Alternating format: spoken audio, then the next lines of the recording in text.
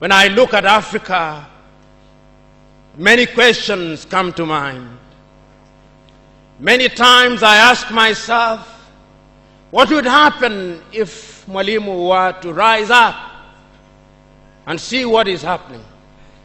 Many times I ask myself, what would happen if Kwame Nkrumah and Patrice Emery Lumumba were to rise up and see what is happening? Because what they would be confronted with is an Africa where the Democratic Republic of Congo is unsettled. There is a war going on there, but it is not on the front pages of our newspapers because we don't even control our newspapers and the media. As I speak to you, the Central African Republic is at war, but we talk of it only mutedly. As I speak to you now, in South Sudan, the youngest nation in Africa, the Nuer have risen against the Dinka. As I speak to you now, Eritrea is unsettled. As I speak to you now, there is an ease in Egypt as there is an ease in Libya.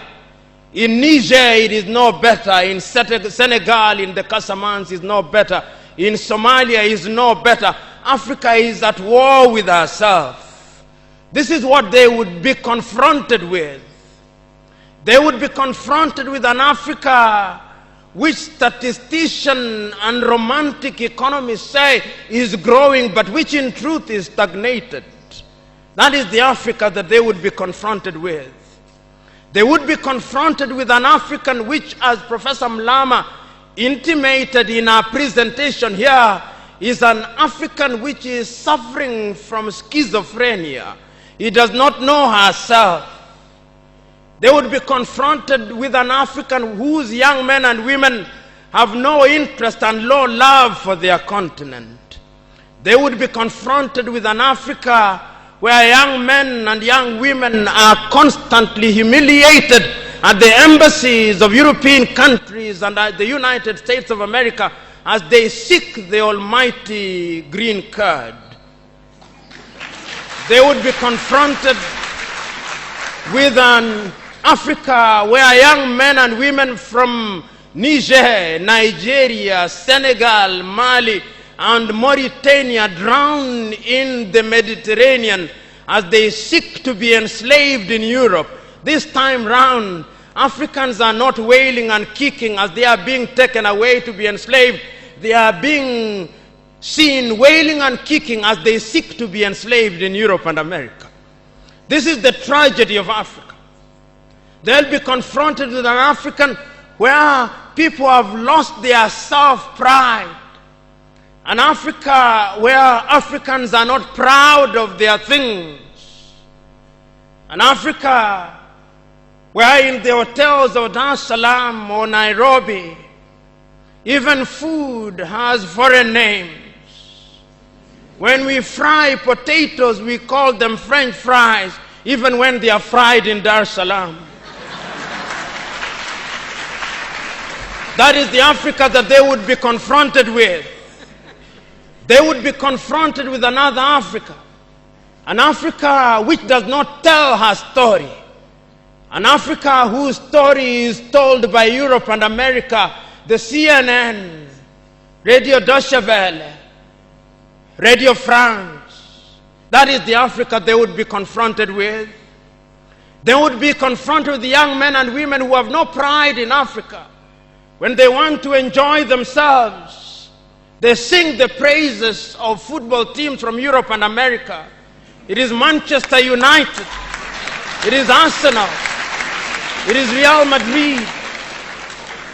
And Barcelona, not Yanga, not Mufulira Wanderers, not Gor Mahia, not FC Leopards. No. That is the Africa that they would be confronted with. They would be confronted with an Africa which does not enjoy its theater and drama. That Africa celebrates Leonardo DiCaprio. It celebrates Angelina Jolie and Brad Pitt. The Africa does not celebrate Genevieve Naji of Nigeria or Rita Dominic or Lou Jacobs of Nigeria, it does not celebrate Bongowood or Nollywood or Riverwood. It celebrates Hollywood. That is the Africa with which they would be confronted. They would be confronted with African women whose greatest source of joy is cheap grade B Mexican soap opera, La Patrona, La Mujer de mi Vida, The Rich Also Cry. Why must we remind ourselves of these realities? Because throughout the ages, the battle has always been the battle of the mind. And if your mind is conquered, then you are going nowhere. And that is why in the ages of enlightenment in Europe, the great René Descartes said, cogito ergo sum, I think, therefore I am.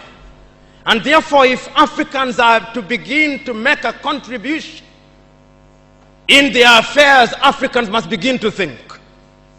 But the question is, are we thinking? We have universities in their numbers. Tanzania has universities including Dar es Salaam. Nairobi has universities, as indeed Kampala, as indeed South Africa, Johannesburg. We have all these universities. We have engineers. But our roads are not being made by Tanzanian civil engineers. It is the Chinese who are present in this assembly who are making our roads.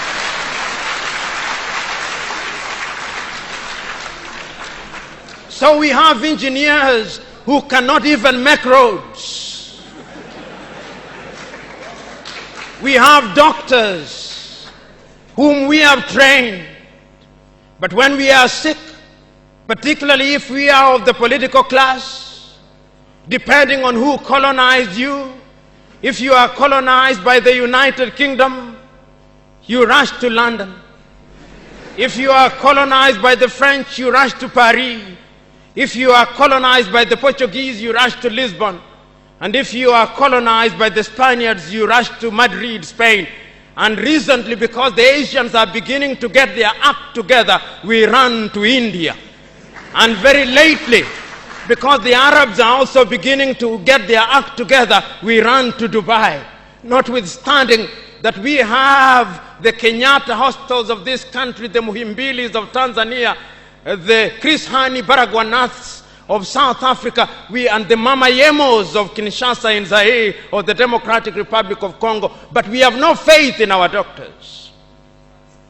In the area of education, we also don't have faith. Our political class introduced something that they call free education, but it's free indeed, free of knowledge.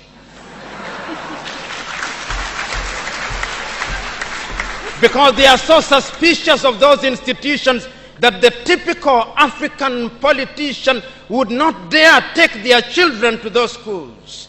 Their children will be educated in the British system, in the American system, so that when they graduate, they go to the United Kingdom, to the United States. Not that there is anything wrong with those institutions, but the agenda is wrong because our leaders long lost the script and ought to be described for who they are, our misleaders.